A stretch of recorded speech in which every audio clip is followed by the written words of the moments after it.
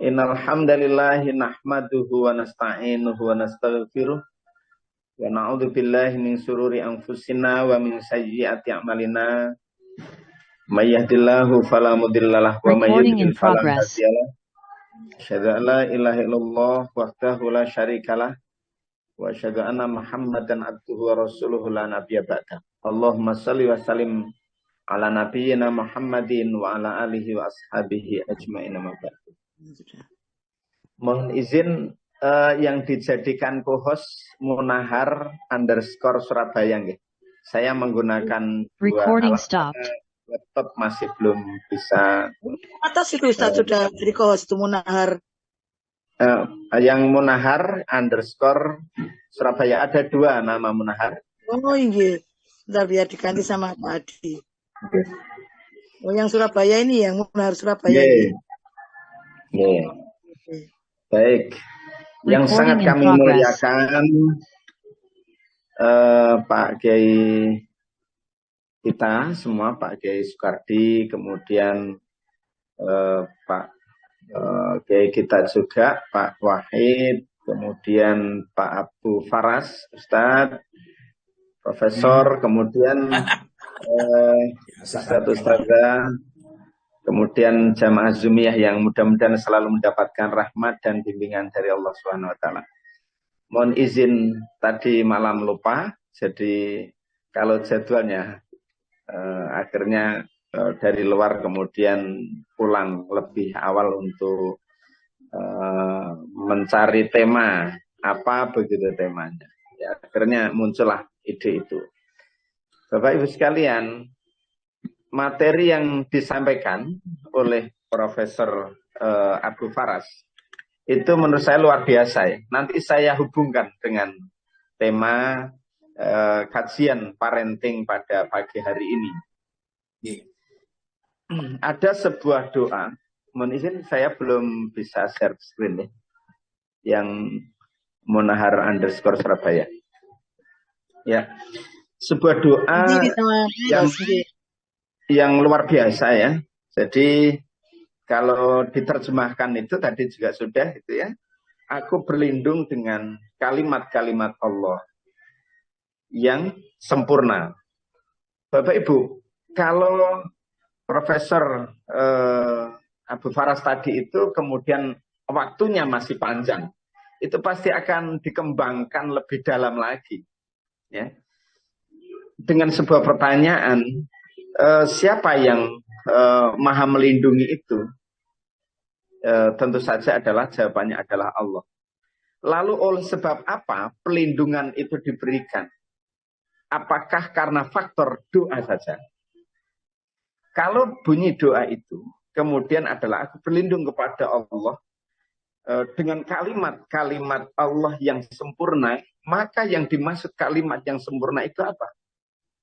Maka ketika dikaji lebih dalam, kalau andai kata, saya sebenarnya menikmati tadi itu, kajian itu dari Profesor, kalimat yang mana? Ya tentu saja adalah kalimat-kalimat Al-Quran. Ya, kalimat-kalimat Al-Quran itu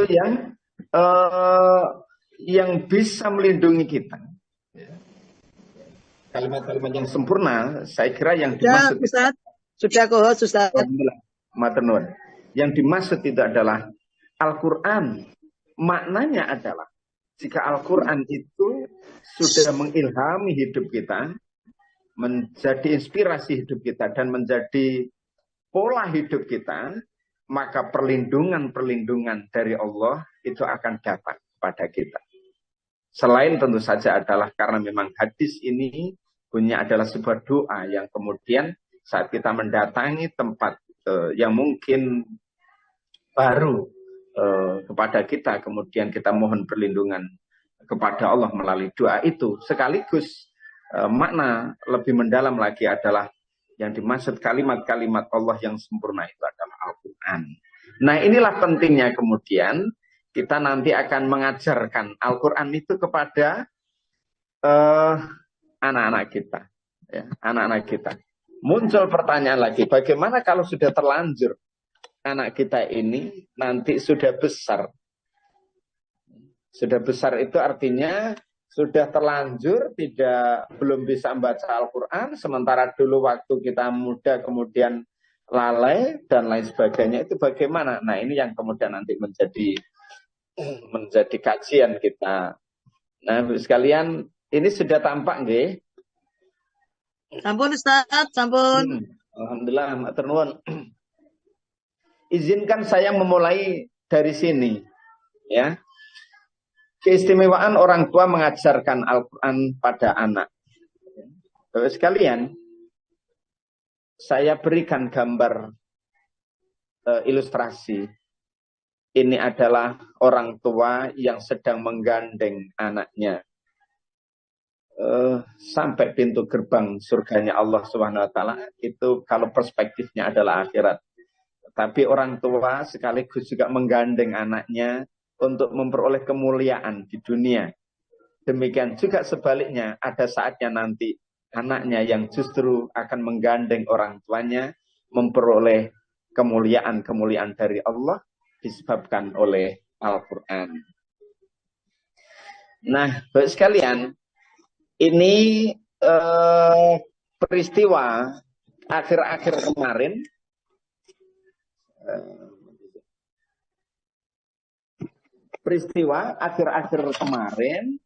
di mana ada provokasi dari Swedia dan Denmark.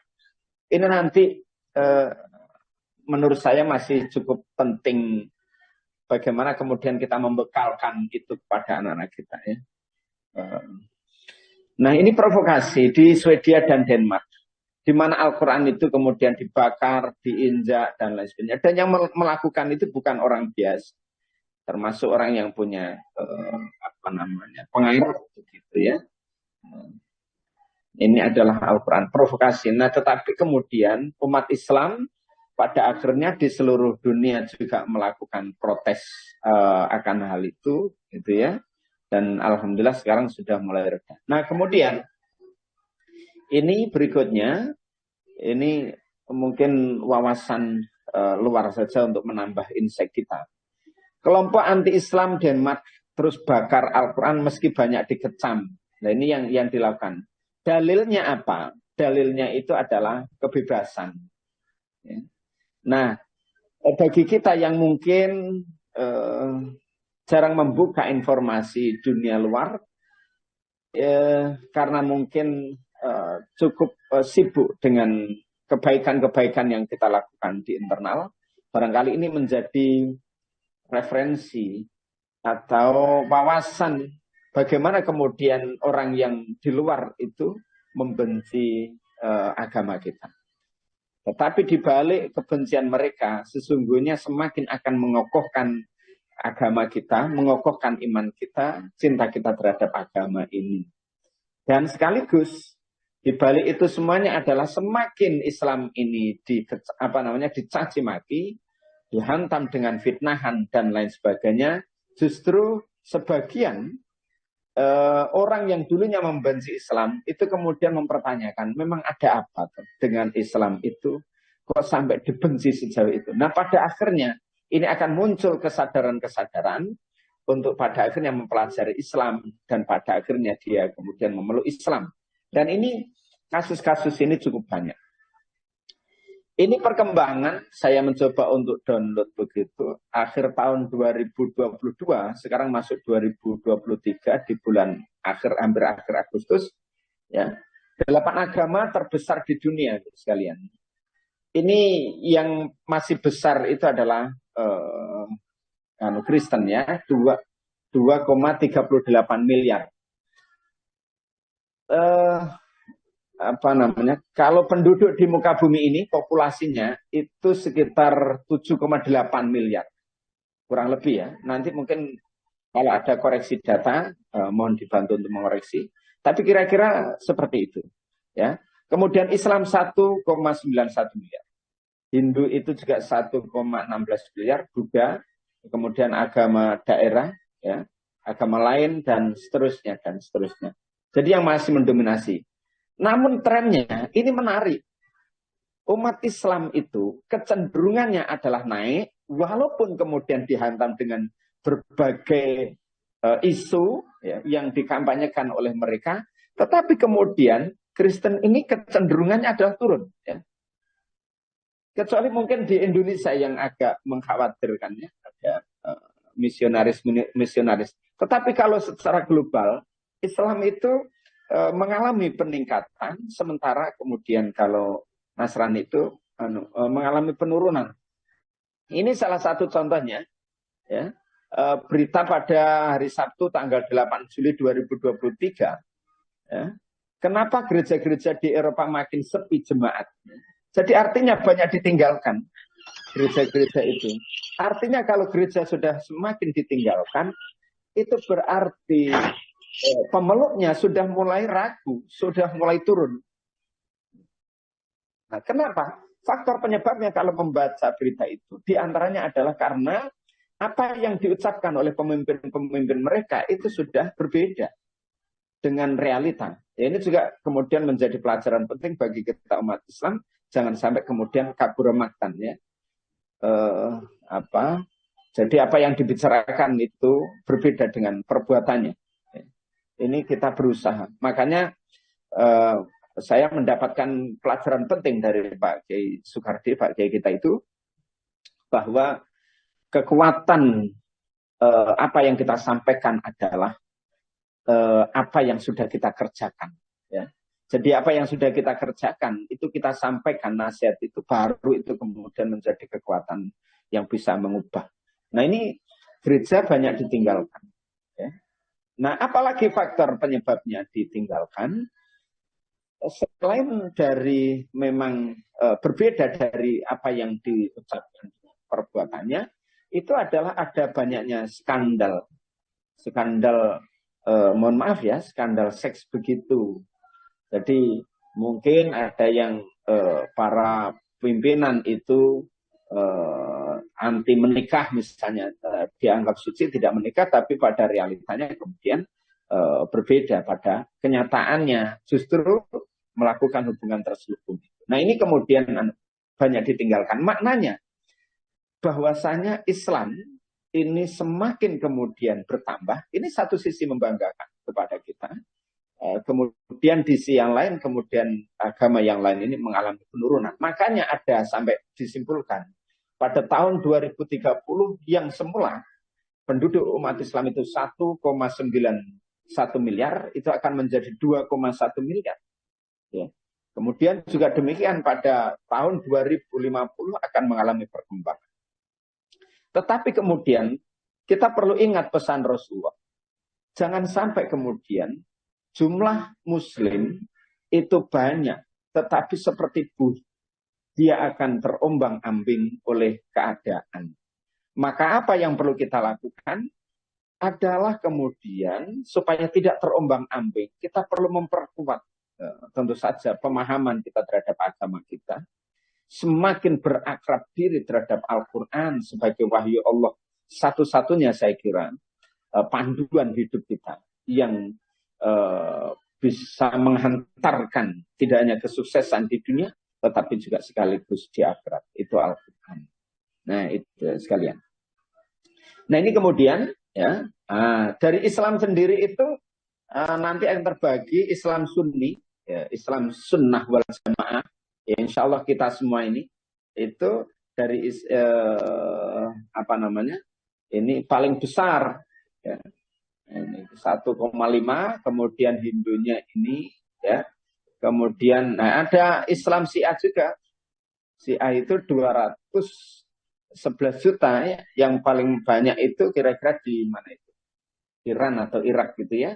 Nah, nanti itu kan bagian dari cabang-cabang agama kita, ya Islam. Ada yang dulu disebut Khawarij, ada yang Syiah dan lain sebagainya. Kalau kita membaca sejarah-sejarah awal perpecahan umat Islam, ya, tetapi kita tidak membahas itu.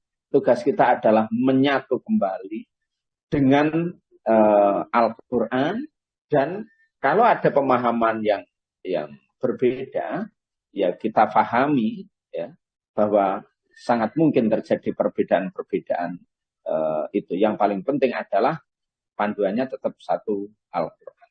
Ya.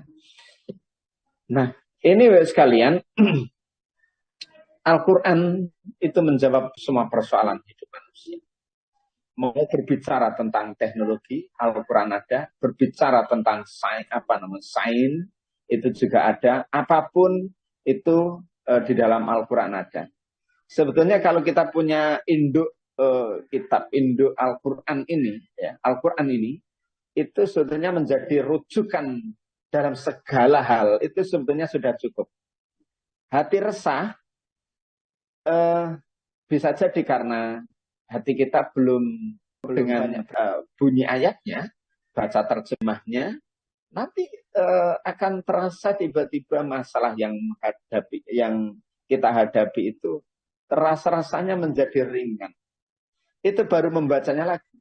Lebih-lebih kemudian jika kita amalkan Al-Quran itu akan menjadi perisai tersendiri. Badai apapun yang datang kepada kita, justru pada akhirnya kita akan bisa menikmati. Ya, kita akan bisa menikmati hidup itu dengan Al-Quran. Dengan Al-Quran yang Allah karuniakan, yang Allah wahyukan ini, saya kira rizki paling besar menurut saya Al-Quran bagi kita, ya, bagi kita, ya. Nah, oleh sebab itu, kalau kita jauh dari Al-Quran, ya semakin semakin tidak baik bagi kita. Selain dari kita, ya, yang kita berusaha untuk memahami Al-Quran, yang tidak kalah penting adalah juga anak-anak kita. Sekalian, kalau kita wafat, sebagaimana kajian-kajian sebelumnya, kalau kita wafat, siapa yang bisa kita andalkan? Kalau diantaranya bukan anak kita. Tetapi anak kita ini tidak bisa baca Al-Quran.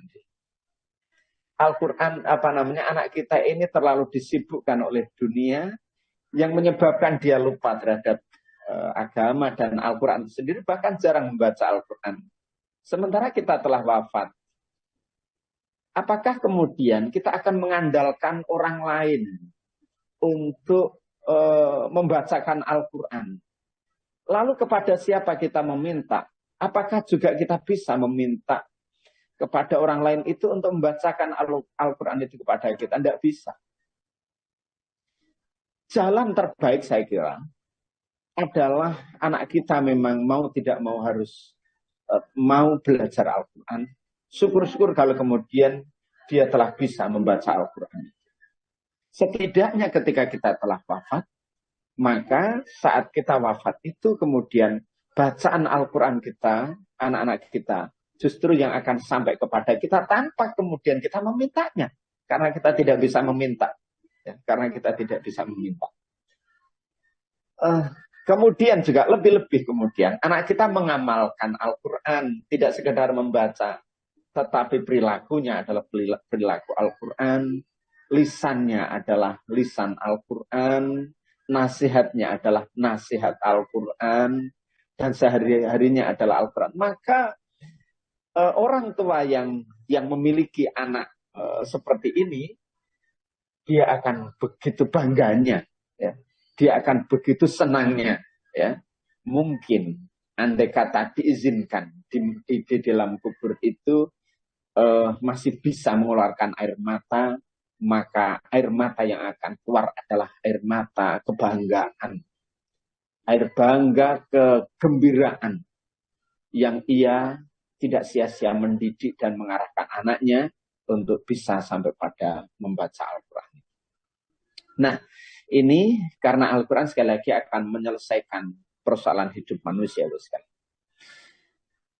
Wa yauma nab'atsu, ya, a'udzubillahi minasyaitonir rajim. Wa yauma nab'atsu fi kulli ummatin syahidan 'alaihim min anfusihim.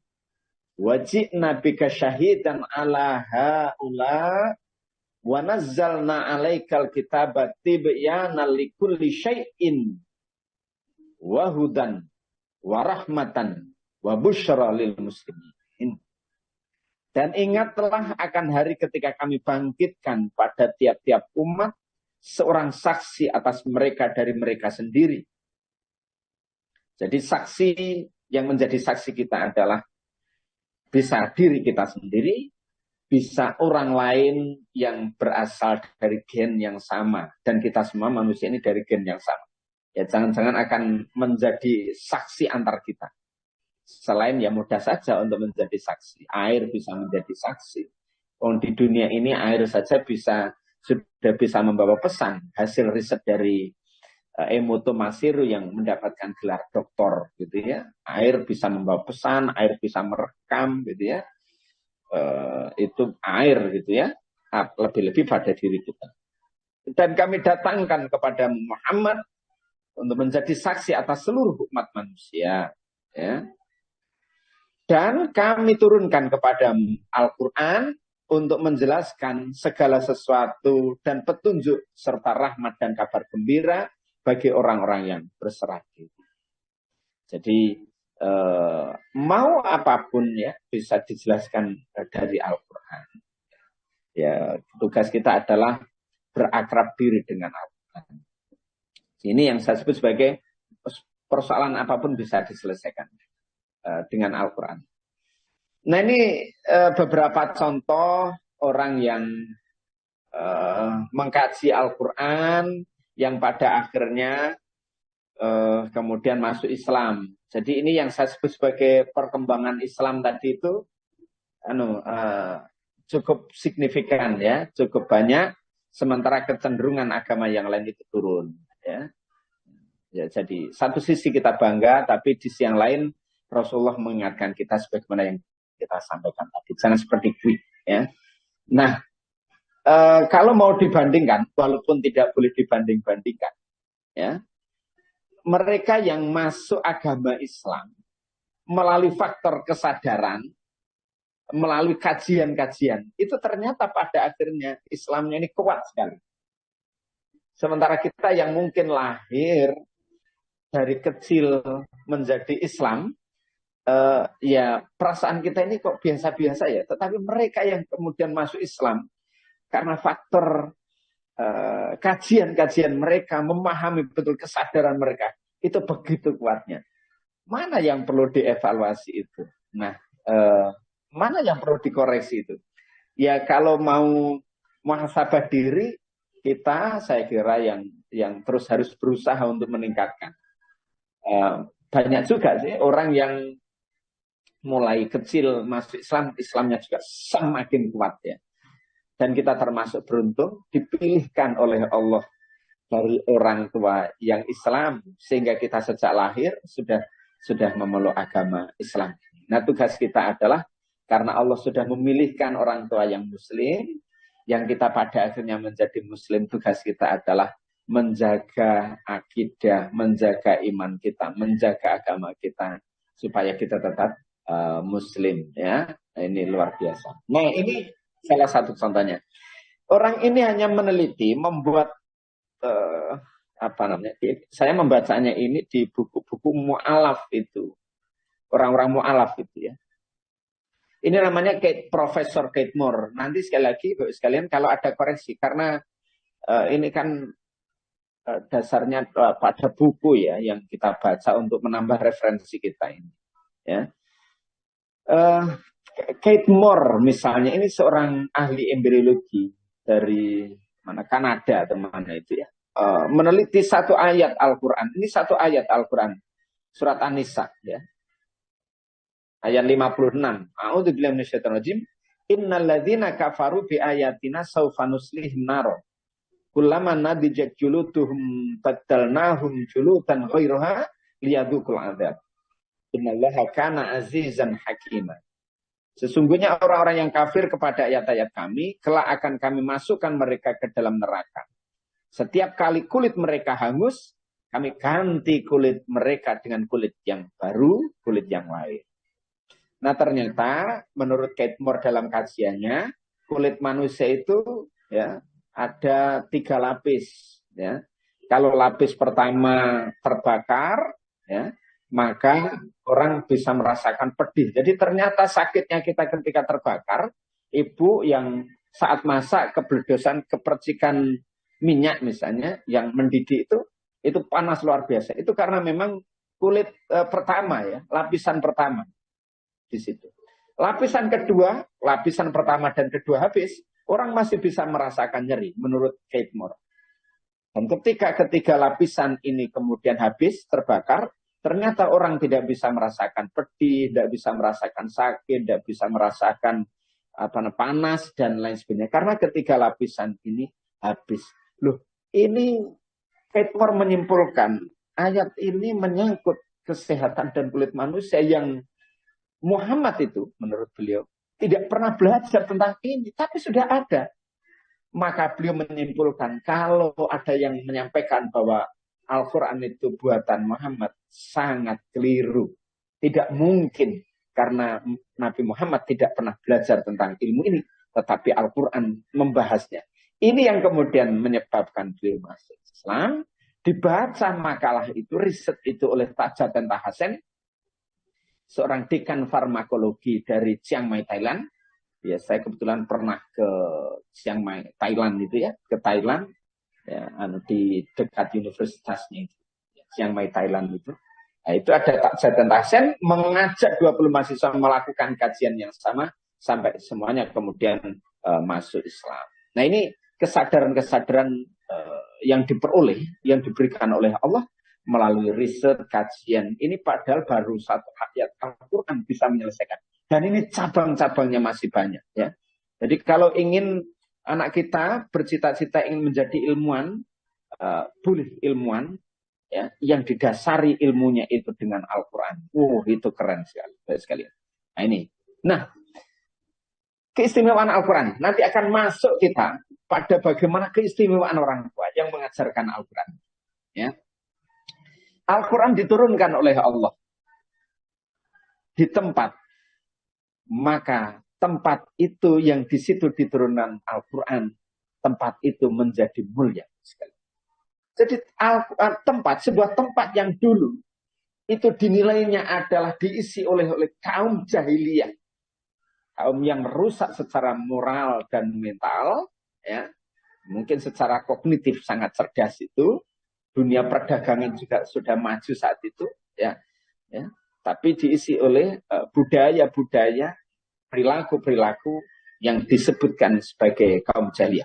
Maka sejak tempat itu diturunkan Al-Quran di tempat itu, maka tempat itu kemudian menjadi mulia.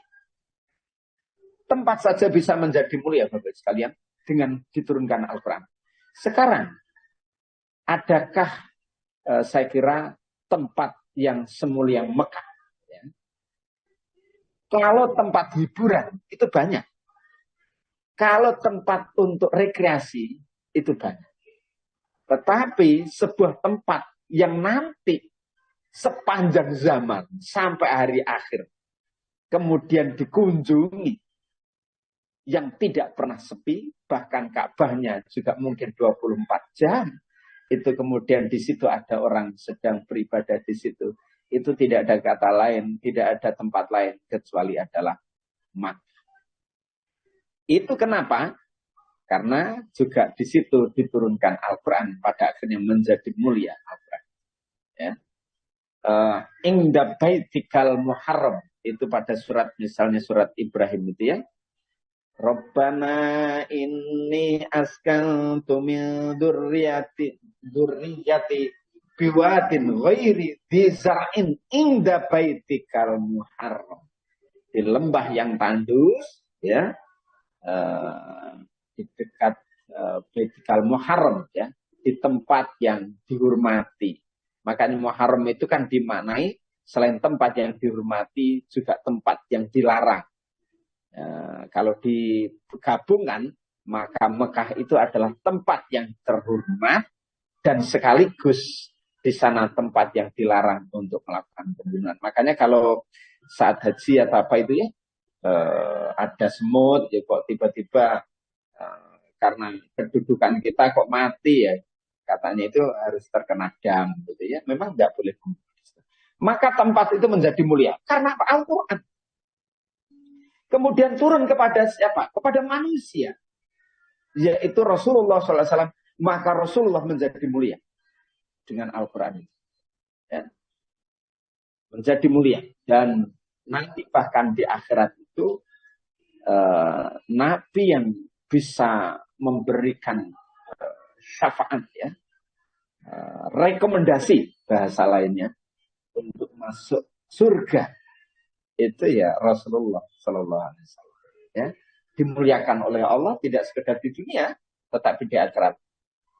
Bayangkan di dalam doa-doa kita di dalam salat itu kita doakan terus menerus Rasulullah, Allahumma salli ala Muhammad dan seterusnya. Maka mendapatkan doa dan itu kepada siapapun, oleh siapapun, terutama adalah mereka kita semuanya yang memeluk Islam. Jadi Al-Quran turun kepada manusia, manusia menjadi mulia. Ada waktu di mana turun Al-Quran, maka waktu itu menjadi mulia dibanding dengan waktu-waktu yang lain.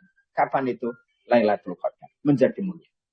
Ya, maka malam Lailatul Qadar sama dengan 1000 bulan. Satu malam sama-sama dengan 1000 bulan. Itu keistimewaan Al-Quran. Maknanya Bapak sekalian, kalau kita melihat logo di dalam Al-Quran itu bunyinya adalah Al-Quranul Karim. Al-Quran yang mulia. Maknanya orang kalau kita di dalam hati kita sudah terisi dengan Al-Quran, maka menjadi mulialah kita. Kalau anak-anak kita sudah berakrab diri dengan Al-Quran, menjadi mulialah anak kita. Ya. Kalau menantu kita terisi di dalam hatinya itu Al-Quran, maka menantu kita ini akan kemudian mulia dengan Al-Quran. Besan kita, kalau besan kita ini kemudian hatinya terisi dengan Al-Quran, kehidupannya terisi dengan Al-Quran, maka mulialah kita. Kemuliaannya kapan? Di dunia maupun kemuliaan di akhirat. Nah, tugas kita sekarang adalah bagaimana mendidik anak-anak kita kemudian memahami Al-Quran. Kenapa demikian? Karena orang yang mengajarkan Al-Quran itu diberikan keistimewaan oleh Allah Subhanahu wa Ta'ala. Makanya ada dialog imajiner ya. Dialog imajiner, saya lupa ini dari mana itu ya. Dialog imajiner itu begini ya. Ketika anak kita masuk surga, karena disebabkan oleh rahmat Allah, yang rahmat Allah itu diberikan karena bacaan Al-Quran dari anak kita, lalu ditanya, oleh sebab apa saya ini masuk surga, gitu ya, kira-kira anaknya. Kok saya ada di sini? Ya karena kamu menjadi penghafal Al-Quran, karena kamu fasih di dalam Al-Quran, kamu mau belajar Al-Quran, kira-kira. Pertanyaan dari malaikat kira-kira begitu ya. Ini dialog imajiner ya untuk memudahkan pemahaman. Lalu malaikat tanya, siapa yang mengajarkan kamu Al-Quran ya? Atau mungkin kalau anak ini masuk surga karena faktor surat Al-Fatihah yang pertama kali dipelajari dan dibisai oleh anak kita, lalu malaikat tanya, siapa yang mengajarkan kamu pertama kali Al-Quran ini, surat Al-Fatihah ini? Bayangkan Bapak sekalian, kalau anak kita tiba-tiba menjawab adalah orang tua saya, ibu dan ayah saya, maka betapa gembiranya Bapak sekalian. Karena pasti akan dipanggil oleh Allah Subhanahu wa Ta'ala. Tapi bayangkan ketika kemudian anak kita sambil mengingat-ingat begitu siapa yang mengajarkan surat Al-Fatihah, ini dialog imajiner ya Bapak sekalian. Oh, yang mengajarkan saya ini adalah guru-guru saya. Lalu ditanya, lalu di mana orang tuamu gitu ya? Mungkin kalau anaknya solih akan menjawabnya begini ya. Ya, orang tua saya memang tidak bisa membaca Al-Quran, tidak bisa membaca Al-Fatihah, tetapi beliau mencari nafkah untuk kemudian mencarikan guru kepada saya. Dengan nafkah yang diberikan, dibayarkan itu, kemudian pada akhirnya saya bisa membaca. Tapi bayangkan ketika kemudian sudah kita mencarikan nafkah untuk anak kita, mencari guru yang terbaik. Sudah kita sendiri yang mengajarkan Al-Quran kepada anak kita. Mungkin itu akan begitu istimewanya. Lah tugas kita Bapak sekalian adalah di situ. Makanya madrasah pertama, ya pendidikan pertama itu adalah orang tua. Nah sekarang usia kita ini sudah terlanjur. Anak-anak kita ini kan sudah besar, ya. Sementara waktu itu kita masih dalam zaman jahiliyah.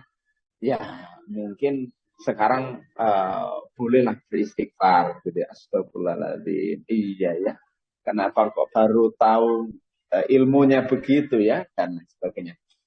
Tugas kita adalah berbicara ke depan. Yang lalu biarlah berlalu. Apa yang bisa kita perbaiki masih bisa. Anak kita masih hidup, masih. Berikan nasihat kepadanya, walaupun sudah berkeluarga sendiri.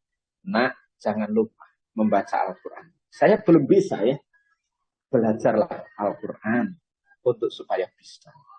Nak, ya, ajarkan kepada anak-anakmu. Ya, misalnya ini sudah punya cucu berarti ya. Ajarkan cucuku ya, untuk bisa membaca Al-Quran. Saya belum mohon maaf. Mungkin lalai saat itu, terlalu sibuk urusan dunia sampai lupa mengajarimu Al-Quran. Tapi Bapak ingin ya, yang sekarang menjadi kakek ini ingin cucu-cucunya ini bisa membaca Al-Quran dan menghafalkan Al-Quran. Mudah-mudahan cucu-cucunya ini nanti, cucu-cucu saya ini nanti ya juga akan bisa menggandeng saya, menggandeng kami semuanya untuk menuju surganya Allah Subhanahu wa taala. Ini istimewa sekali sekalian ya. Nah, keistimewaan yang pertama diantaranya adalah ini sabda Rasulullah ya. Barang siapa yang membaca Al-Quran, mempelajarinya dan mengamalkannya, maka Allah akan memakaikan mahkota untuk kedua orang tuanya dari cahaya yang terangnya seperti matahari. Dan kedua orang tuanya akan diberi dua pakaian yang tidak bisa dibandingkan dengan dunia. Maka kedua orang tuanya bertanya, kenapa kami diberi pakaian seperti ini? Lalu disampaikan kepadanya, karena anakmu mau menerima Al-Quran. Membaca, menghafal, memahami, mengamalkan, dan mengajarkan Al-Quran. Ini istimewa sekali, sekalian. Walaupun anak kita sudah menjadi dokter, tapi kalau kemudian dokternya masih kemudian dia sekaligus juga bisa mengajarkan Al-Quran, atau ilmu kedokterannya ini terilhami oleh Al-Quran, ya maka nanti ini menjadi istimewa. Sudah ahli kedokteran bagus, kemudian Al-Qurannya bisa lagi. Wah ini keren ini, saya kira dunia akhirat ya sekalian. Nah, Bapak Ibu, kita mencoba untuk membayangkan di saat manusia dibangkitkan dari alam kubur, kemudian semuanya berada di padang mahsyar yang kabarnya itu matahari didekatkan ya, sangat dekat itu, sambil menunggu pengadilan dari Allah Subhanahu wa taala. Tetapi ada orang tua yang kemudian menjadi istimewa di saat matahari panas, dia pun tidak merasakan panas itu, tidak merasakan justru malah dingin itu. Apakah bisa? Bagi Allah apa yang tidak bisa? Api yang sangat panas menurut logika kita saja itu bisa menjadi dingin. Ada peristiwa Nabi Ibrahim, apalagi hanya matahari yang semua berada pada genggaman Allah. Ingin mengubah seperti apa? Sangat mudah bagi Allah. Jadi bayangkan ketika yang lain ini merasa panas, keringatnya kemudian juga mendidih, kemudian membanjiri dirinya sendiri. Tapi ada orang tua yang kemudian dia tetap merasakan sejuk, dingin dengan matahari yang terang itu. Dan justru dipanggilnya, Bapak sekalian, untuk dipakaikan mahkota dari apa? Kenapa saya mendapatkan ini semuanya, keistimewaan ini semuanya? Karena anakmu itu mau menerima Al-Quran, membaca Al-Quran, menghafal Al-Quran, dan memahami serta mengamalkan dan mengajarkan Al-Quran. Ini hadis riwayat Al-Hakim dan dinilai hasan li ghairihi ya oleh Syekh Albani rahimahullah dalam Sahih At-Targhib ya. Beberapa hadis yang lain juga ada. Yang kedua, Bapak sekalian, yang terakhir karena waktunya cukup singkat ya. Dikisahkan dari buku Himpunan Fadilah Amal karya Maulana Muhammad Zakaria Al-Kandahlawi ya, bahwa dalam Jamu'u Fawaid dengan riwayat Tabrani dari Anas radhiyallahu anhu, Rasulullah SAW bersabda, barang siapa mengajarkan anaknya membaca Al-Quran, maka dosa-dosa dosanya yang akan datang dan yang telah lalu akan diampuni oleh Allah. Ini keistimewaan. Ya, selain nanti ini kan di akhirat akan dipasangkan mahkota, kemudian diberikan pakaian yang pakaian itu berbeda, bahkan nilainya lebih mahal dibanding dengan dunia seisinya ini pakaian itu. Ya. Nah, di dunia itu Allah mengampuni dosa. Ya. Allah akan mudahkan hidup kita. Dan barang siapa mengajarkan anaknya sehingga menjadi hafidz Al-Quran, maka pada hari kiamat ia akan dibangkitkan dengan wajah yang bercahaya seperti cahaya bulan purnama. Dan dikatakan kepada anaknya, mulailah membaca Al-Quran.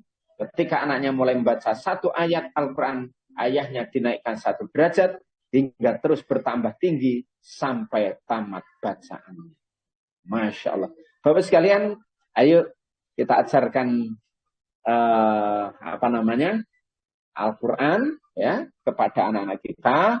Kalau sudah terlanjur dewasa anak kita, tugas kita adalah tetap memberikan nasihat kepada anak kita, cucu kita supaya mau belajar Al-Quran, mengamalkan Al-Quran.